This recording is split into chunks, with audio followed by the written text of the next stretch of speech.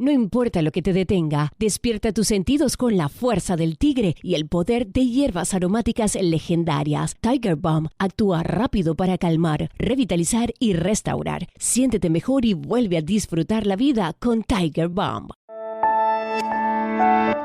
Ser Podcast. Uno de los últimos días de su vida, en un estado de salud lamentable, Carlos II se trasladó a El Escorial, donde mandó abrir los sepulcros de sus antepasados, como si la muerte le llamara desde algún lugar cada vez más cercano. Mirando los restos de la que fue su primera esposa, el rey lloró toda una noche. Tras un sinfín de presiones, el rey, en su último testamento, firmado en octubre de 1700, nombraba como sucesor al nieto de Luis XIV, el futuro Felipe V, haciendo constar que las coronas de España y Francia no podían ser unidas. El 1 de noviembre fallecía el último rey de los Austrias, y ese mismo día se hizo público su testamento.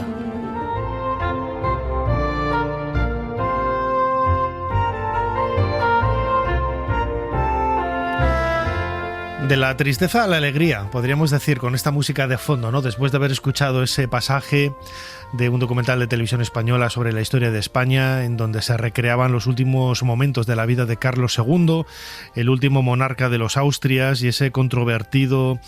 esa controvertida herencia, ¿no? que permitía que Felipe V llegara a la corona de España. Se iban los Austrias y llegaban los Borbones.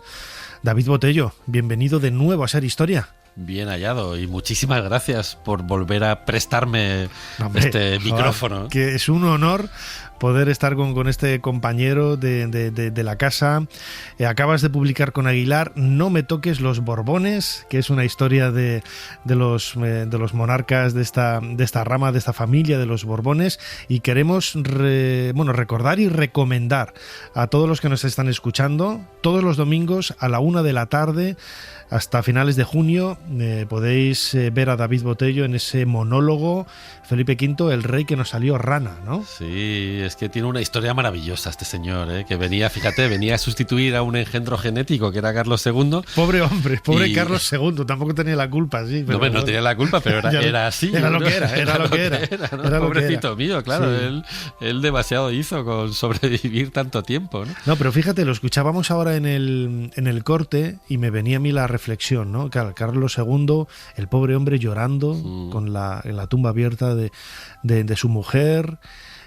Muchas veces hablamos, ¿no? de la vida regalada de los reyes, de los monarcas, pero más de uno ha salido por patas porque en realidad es un marrón. Es un marrón. El propio Felipe V intentó escaquearse durante mucho tiempo. Consiguió abdicar con la mala suerte de que su hijo Luis I pues se le muere a los 228 días y tiene que volver. Eso sí que tenía mala suerte. Claro, tú, o sea, sí. O sea, que cuando por fin consigue abdicar, ¿no? Pues que le toque volver a sentarse, y además no porque él quisiera, que no quería, sino un poco por las presiones de su señora Isabel de Farnesio, ¿no? Que también es triste gracia, ¿no? Para un pobre monarca todopoderoso y absolutista, al final hacer lo que te dice tu mujer, ¿no? Como todos. Claro, porque lo cuentas muy bien en el monólogo que haces en el Teatro Lara en Madrid. Lo que rodea, ¿no?, a la vida de Felipe V está rodeado, quizás pensamos, ¿no?, la guerra de sucesión, todo, pues bueno, pues quizás los reyes son más que momentos históricos, más que batallas, más que victorias, más que derrotas, lo que fuera. Es la vida cotidiana, esa intrahistoria que decía Unamuno de Felipe V, que es lo que lo convierte en un personaje tan humano, ¿no? y tan loco, porque ni él esperaba, ni en el mejor de sus sueños, que podría heredar el trono de España. Claro, es que era el segundón de la familia, era un tío que no tenía una formación específica para haber ni sido se le rey, preparó para ser rey, nada. No se le preparó absolutamente nada, no habló español ni siquiera los últimos años de su vida, después de ser rey de España durante 40 y pico años, ¿no? O sea, es que era un tío que no estaba preparado para lo que le venía, ¿no? Y además era melancólico, ¿no? Que esto sí que tenía unas connotaciones un poco peculiares, ¿no? Porque tenía él arrastraba un montón de enfermedades psicológicas, psiquiátricas incluso, ¿no? Y no estaba ni la época ni él preparados para afrontar ese tipo de situaciones, ¿no? Ese tipo de enfermedades, ¿no? Y entonces se rodeó siempre, o lo rodeó gente muy interesada que quiso sacar partido de su poder. Empezó el abuelo Sol, ¿no? Luis XIV, ¿no? El rey Sol, que fue el que le manda como rey a España, y entonces se aprovecha descaradamente de él y del poder que tenía, porque lo controlaba con una marioneta, y luego pues cayó en manos de Isabel de Farnesio, que es una mujer que no tenía ningún tipo de escrúpulos y que lo único que le interesaba era colocar a todos sus hijos en diferentes tronos por todo el mundo, ¿no? Por toda Europa, fundamentalmente.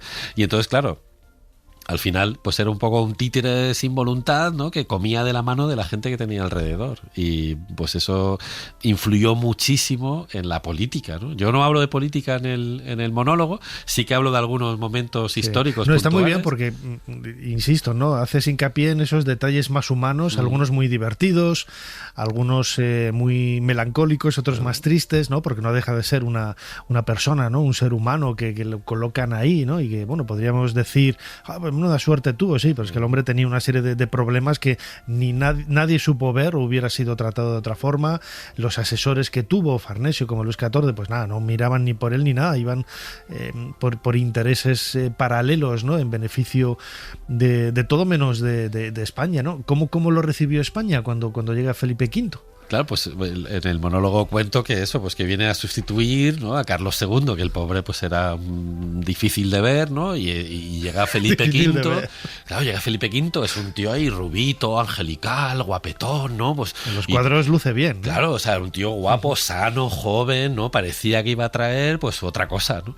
Y entonces, claro, la gente salió a recibirle, ¿no? Y esto pues a él le aturdía bastante, ¿no? Tampoco le gustaba estas manifestaciones, estas expresiones de júbilo alrededor de él, le desconcertaban mucho, ¿no? Pero bueno, claro que la gente lo acogió con muchísima esperanza, ¿no? Porque veníamos de una época muy oscura con Carlos II y sobre todo de una tragedia dinástica, ¿no? Y como país, ¿no? Pues que no teníamos sucesor, ¿no? Entonces viene este chico joven, guapo, y todo el mundo pensó que iba a ser la panacea, ¿no? La triste realidad es que estaba peor que Carlos II, ¿no? Claro. Además hay que pensar, ¿no? En ese contexto de comienzos del siglo XVIII, en donde Carlos II, los monarcas, son herederos de la, por gracia divina, de la corona. Claro. Es decir, en la antigüedad eran la encarnación de la divinidad, pero aquí eran, por gracia divina, heredaban ese trono, y el pueblo lo entendía como algo natural, ¿no? Lo tenían normalizado. Aquí viene Felipe V. Bueno, luego habría ahí sus problemas de los que querían colocar a otro, ¿no? Pero ello en principio el pueblo lo entendió y lo abrazó con esperanzas, ¿no? Por lo menos, digo, no puede haber algo peor que Carlos II. Claro, es que traía eso, juventud, salud, aparentemente, o sea, traía un montón de virtudes que necesitaba el país para salir adelante de esta crisis en las que nos había sumido el reinado de Carlos II, ¿no? Sobre todo esta crisis dinástica, esta crisis sucesoria, que era una tragedia, porque claro, al final, como tú decías, ¿no? Pues era, de alguna forma, el rey es el enviado de Dios para controlar el poder político, ¿no? El poder religioso lo controlaba el Papa, o era el representante religioso de Dios, ¿no? Pero el que controlaba el poder político por vía divina directa, pues era el rey. Entonces, bueno, pues Dios nos había mandado un rey que parecía que traía todas las virtudes que necesitábamos, ¿no? Para salir de esta crisis. Pero no todo el mundo estaba de acuerdo con que fuera Felipe V el heredero de la corona. Claro, por eso hubo la famosa guerra. A los austrias les parecía mal, ¿no? Entonces los austrias... Es lógico. Claro, dice, oye, ¿qué pasa? Si nos llevamos fatal con los Borbones, ¿por qué Carlos II ha dejado el trono a un Borbón, ¿no? Y entonces, claro, pues ahí pasan muchas cosas, ¿no? Hay una teoría muy interesante que lo que dicen es que los austrias, lo que empiezan a decir es que los Borbones han falsificado el testamento de Carlos II y que por eso lo que hacen es reclamar el trono de España y declarar la guerra de sucesión a Felipe.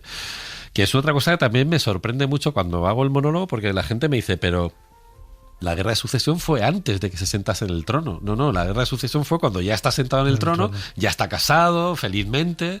Y le quieren quitar la silla ahí de pronto. ¿Sí? Claro, y de repente, cuando lleva 1 año y pico también en el trono, es cuando estalla la guerra de sucesión, ¿no? O sea, que cronológicamente a veces nos hacemos un poco el lío con la historia de España.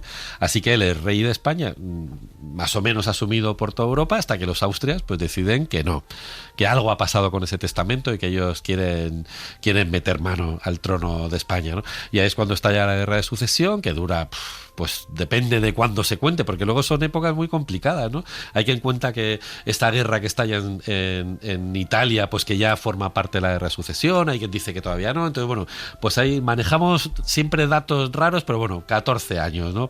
Entre 10 años y 14 años duró la guerra de sucesión, y ya por fin, cuando acaba la guerra, pues ya sí que reconoce todo el mundo que Felipe ya sí que es legítimo rey de España por la gracia de Dios y por el compromiso de todas las potencias europeas. Ese reconocimiento es indirecto, no porque realmente Felipe V gane la batalla, sino porque los otros, bueno, ahora hemos conseguido, ¿no?, el imperio, ¿no?, en otras partes de Europa, ese título imperial, y claro, queda ahí un poco como la batalla de Cádiz, ¿no? Ramsés II contra los hititas, que nadie ganó, pero Ramsés II decía que había ganado él, ¿no? Claro, en el monólogo, lo que cuento en el monólogo es que el candidato de los Austrias recibe en un sobre sorpresa el trono del Sacro Imperio Germánico. Sí. Y entonces se va para allá, deja la guerra de sucesión y Felipe gana por abandono del rival.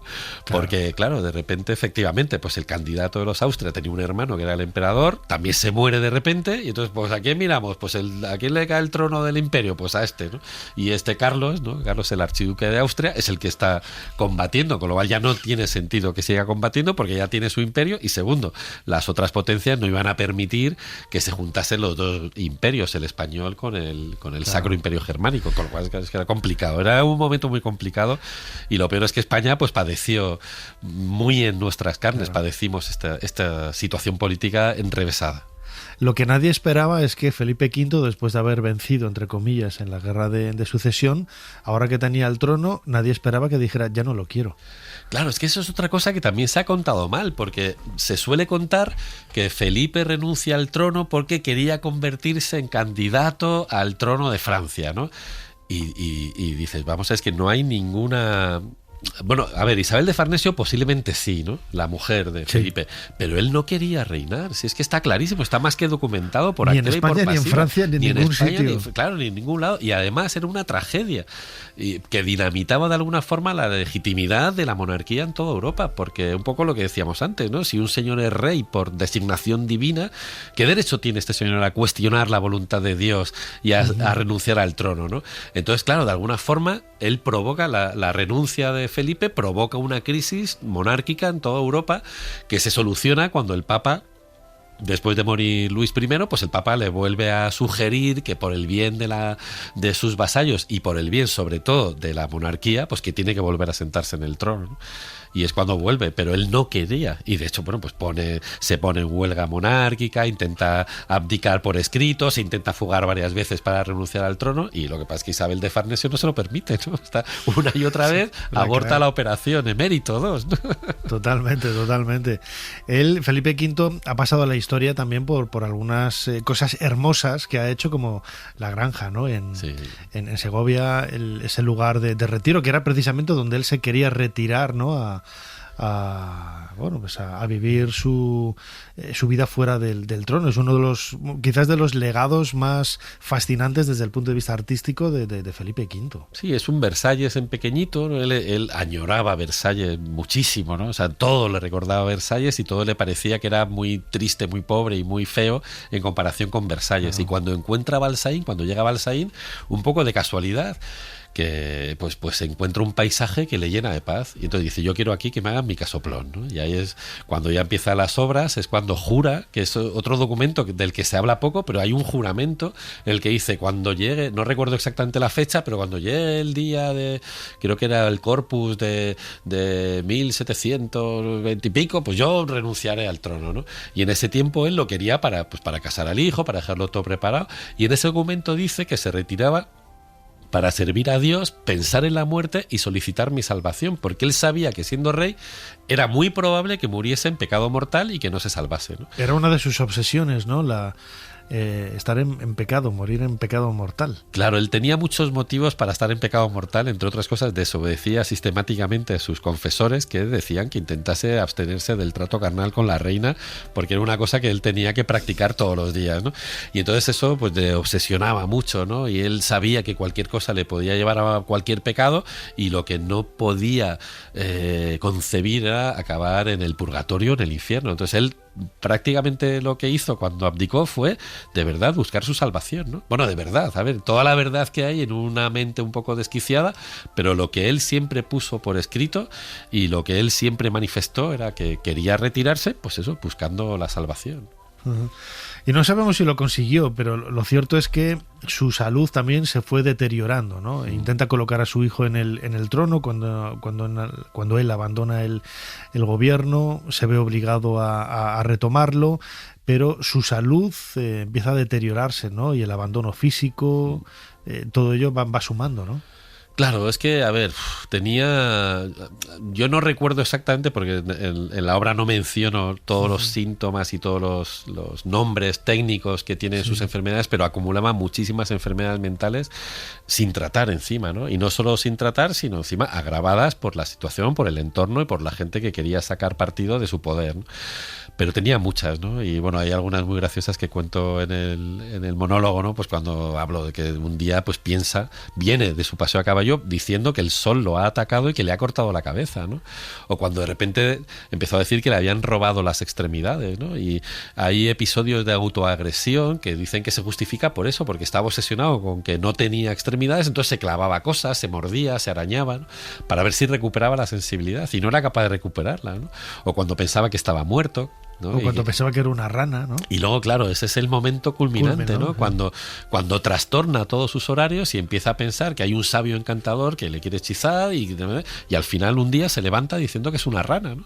Y esto sí que está bastante documentado, ¿no? A ver, luego es verdad que manejamos documentación siempre muy sutil porque son cartas, son escritos de la época, alguna memoria de algún ministro, pero sí que hay algunas cartas que nos hablan de ese momento, en el famoso lustro sevillano, esos 5 años que pasó completamente desquiciado en Sevilla y trastornando todos sus horarios, en el que él se levanta diciendo que es una rana, ¿no? Y que se pone a 4 patas y que se pone ahí a zambullirse en el estanque de los jardines del Alcázar de Sevilla. O sea, que es que eso ocurre, ¿no? Entonces, me puedo imaginar al séquito acompañándole, claro, era el rey, claro, su católica y real majestad casi, ¿no? Como Felipe II, en el sentido de que no se le podía decir nada, ¿no? Claro, decisiones muy, muy privadas del monarca, ¿no? Y me los imagino aguantando la risa, aunque tampoco les haría mucha gracia el cambio de horarios que tuvo, ¿no? Porque empezó a vivir casi como un vampiro, ¿no? Por la noche en vez de que y cambió y tenía las reuniones con los ministros de madrugada. Claro, pues el Consejo de Ministros dicen que se celebraba a las 4 de la mañana, ¿no?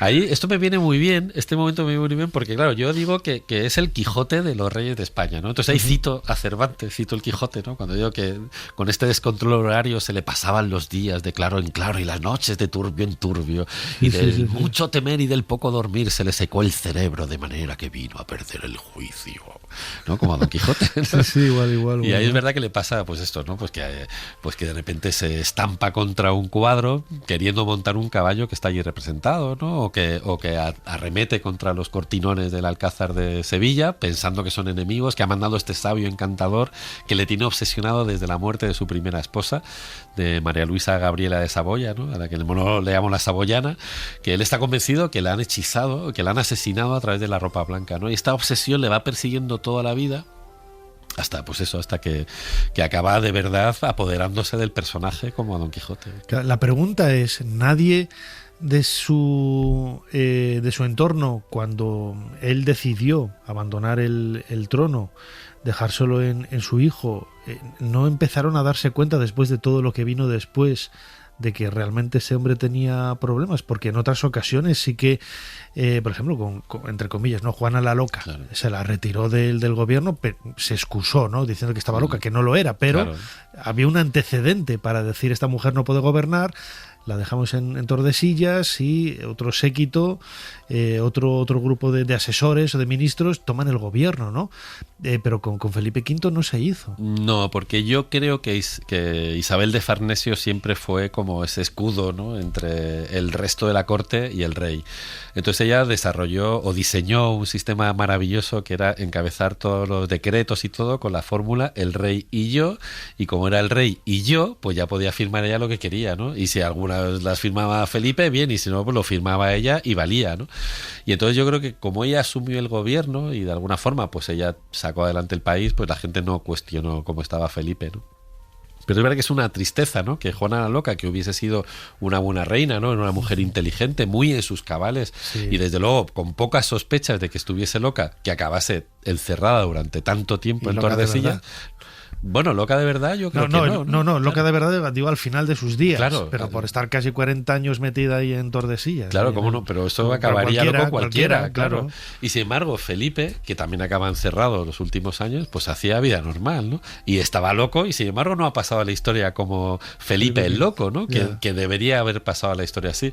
Pero claro, también había... Bueno, primero, lo de Juana la Loca es una construcción bastante moderna, ¿no?, del romanticismo, ¿no?, que era muy dada a que una mujer se volviese loca por un hombre que encima era hermoso, ¿no? Felipe. Entonces, claro, el amor la había vuelto loca, ¿no? Y luego hay otro factor también muy importante que a veces se nos olvida al contar nuestra historia, y es que los Borbones, lógicamente, reescriben toda la historia de los Austria y la reescriben a su favor, ¿no? Entonces, claro, recién llegados no vamos a decir que el rey está loco, porque se nos desmonta todo esto, ¿no? Y entonces también mucha gente, supongo, que protegió la locura del rey precisamente para que no hubiese un estallido en las calles o que pasase cualquier cosa. Vamos a la prórroga, ¿no? Vamos al final del partido a ver en la prórroga, claro, a ver si marcamos gol, ¿no? O que volviese los Austria, ¿no? Claro, que a lo mejor podían volver y a otra guerra y otro follón, ¿no? Entonces me imagino que eso hace que al final pues la gente proteja también al rey, que no deja de ser una figura divina, y que como el país funcionaba, aunque fuese malamente y aunque fuese solo en la atención a los intereses de Isabel de Farnesio y no a lo que hubiese venido bien al resto de los españoles, pues bueno, entonces era así, y como era voluntad de Dios que el rey estuviese loco y que hubiese dejado el gobierno en manos de su señora, pues ala, anchas Castilla, y sobre todo eso, pues el rey y yo hemos decidido que esto es lo que hay que hacer, ¿no? En tu libro No me toques los Borbones, que publicas ahora con Aguilar, no solamente hablas de Felipe V, sino del resto de la dinastía, ¿no? Que tiene también sus curiosidades y sus locuras, entre comillas, ¿no? Que no me digan nada de la Casa Real. Claro, a ver, hablar de historia y hablar de los reyes, pues hay gente que igual se molesta, ¿no? Se pueden ofender, ¿no? A mí en el monólogo no me ha pasado con nadie, o nadie me lo ha manifestado abiertamente. Lo tengo que decir, que yo lo vi como espectador muy respetuoso. O sea, no se incide en absolutamente nada. O sea, es la historia por la historia contada con gracia, como sabe hacer David Botello. Y en el libro es igual. O sea, yo cuento cosas que no se han contado habitualmente, pero que más o menos yo creo que en todas las universidades se sabe. Por ejemplo, Carlos III era un gran negrero, ¿no? O sea, tenía un montón de esclavos, ¿no? O de personas esclavizadas, como me corrigió un amigo una vez, ¿no? Y entre otras tenía pues una pequeña casa, ¿no?, lo que llamaban la casa de negros, en donde tenía 4 alumnos privilegiados, que eran 4 negros, a los que él educó, formó, le dio sus apellidos, que era una cosa que hacían siempre todos los que tenían esclavos, ¿no?, o personas esclavizadas.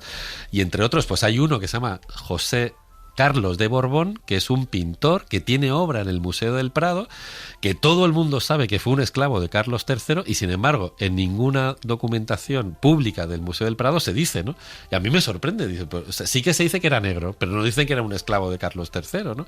Pues yo en el libro lo cuento, no creo que nadie se ofenda por esto, ¿no? Claro, o sea, tampoco digo, pues fíjate cómo era, qué malo era Carlos. No, yo cuento los hechos. Aparte que, claro, y hay que evitar siempre ese presentismo, ¿no? Claro. Es el contexto de la época, todo el mundo tenía esclavos en aquella época, o sea, ni era mejor ni peor por tenerlos, estaba normalizado y estaba así aceptado, ¿no? Bueno, historias como estas vamos a encontrar en No me toques los Borbones, publicado por Aguilar, de nuestro compañero David Botello, con ese podcast La Historia en Ruta, que tenéis tan fantástico una vez al mes aquí en la cadena SER.